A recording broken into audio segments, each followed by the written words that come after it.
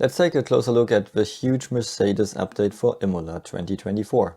Since the introduction of the new ground effect era in 2022, Mercedes is struggling. First of all, they went down the wrong path, and then they stick with their concept for 2023.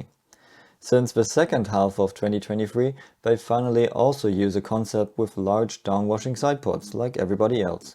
But in terms of experience with this concept, they are far behind the competition. Check out my other videos for more info on that. So far, they had problems with changing characteristics of their car from corner to corner. So it was very peaky and hard to judge for the drivers. They were lacking downforce overall, and if they drove lower to regain downforce, they got bouncing. So if you have such fundamental issues, you cannot develop your car further. Now it seems like Mercedes understood the problem, and they are taking first steps to improve their car with the Imola update. The problem seems to be the floor sealing. It might have worked for some right heights, but in the next corner, when the car moves slightly more, it cannot seal the floor anymore and dirty air gets underneath the car. That results in a sudden drop of downforce, and that makes it so hard to drive this car. So the main focus in Imola is to improve this side vortex to seal the floor better over a wider range of right height changes.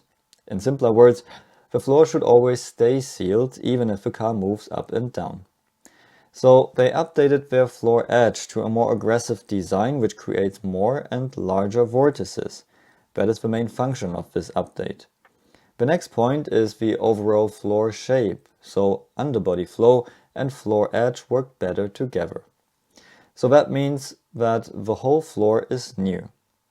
And the other three areas are some smaller side updates which don't directly have to do with the main issue. Most obvious one is the new rear wing flap tip, which utilizes side expansion of the rear wing quite a lot. They trimmed a large area of the end plate away to allow for more side flow. More expansion creates higher velocities underneath the wing, which results in more downforce. So we might see this feature at other teams soon. Their beam wing supports the rear wing with its biplane arrangement. They use one large beam wing element to support the floor, and the second one supports the rear wing above. So that results in more downforce, which helps in Imola.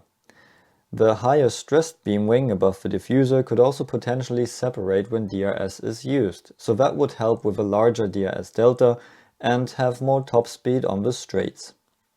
And another small update are the brake ducts, which now provide less pressure drop and increased mass flow, so better brake cooling. So it seems like Mercedes slowly understands the problems of their car, and they are working in the right direction to fix things. Once the big issues are understood and improved, they can concentrate on developing the car further and add more performance.